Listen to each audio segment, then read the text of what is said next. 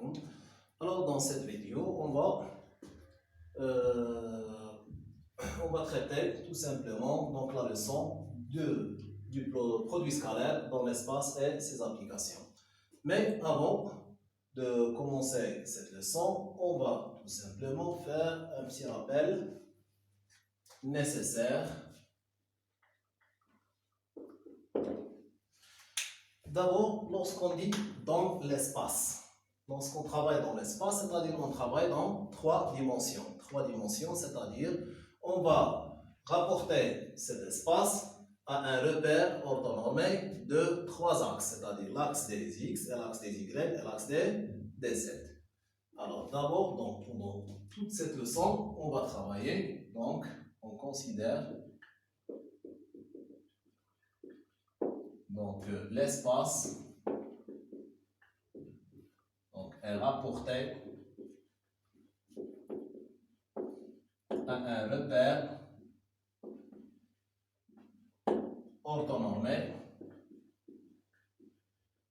donc orthonormé OIJK, c'est-à-dire ces trois vecteurs I, J et K, ce sont des vecteurs unitaires. Celle-ci, c'est elle qui oriente tout simplement l'axe des X, J l'axe des Y et K l'axe des Z. Alors bien, donc on considère d'abord les deux points A d'abscisse XA, YA et ZA, et le point B d'abscisse XB, YB et ZB. Donc, ça c'est normal que les trois points, donc, ils ont trois coordonnées.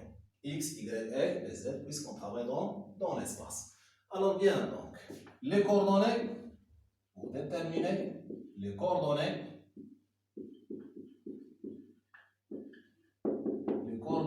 du vecteur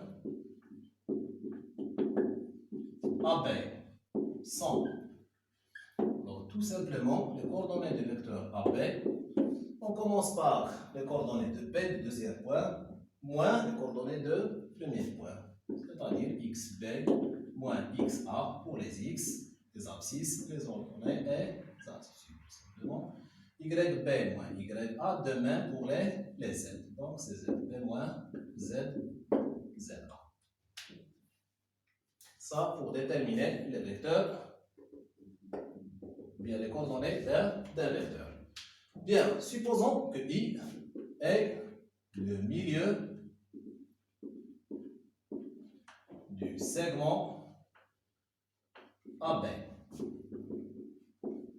Donc, si on a I, c'est le point, c'est-à-dire le milieu du segment AB. Pour déterminer les coordonnées du point I, alors, les coordonnées du point I, c'est-à-dire XI, YI et ZI, sont tout simplement, on fait la somme des coordonnées de A plus de B sur 2. On les divise, cette somme c'est par 2. Alors, pour les X, pour les Y, de même pour les Z. C'est-à-dire XI égale XA plus XA, XB sur 2. De même, YA plus YB sur 2. Et pour les Z, ZA plus ZB sur 2.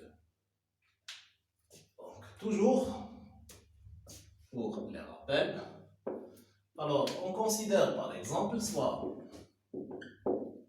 U, un vecteur de coordonnées x, y, z, tout simplement c'est un vecteur de l'espace.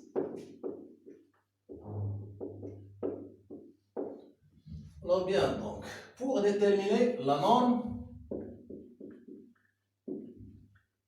du vecteur U, est tout simplement la norme du vecteur U égale racine carrée de l'abscisse au carré plus l'ordonnée au carré plus ZO au carré. Alors, pour déterminer la norme d'un vecteur, il suffit de mettre tout simplement la racine de la somme des carrés de ses coordonnées. Bien, à partir de cette relation, on peut déduire la distance entre deux points.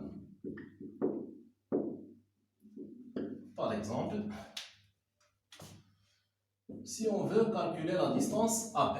On sait que la distance AB est la norme du vecteur AB.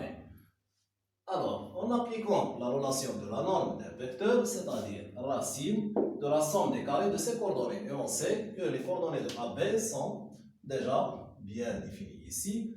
On applique cette propriété, c'est-à-dire c'est racine carrée de xb moins xa le tout au carré plus yb moins ya au carré plus zb moins za le tout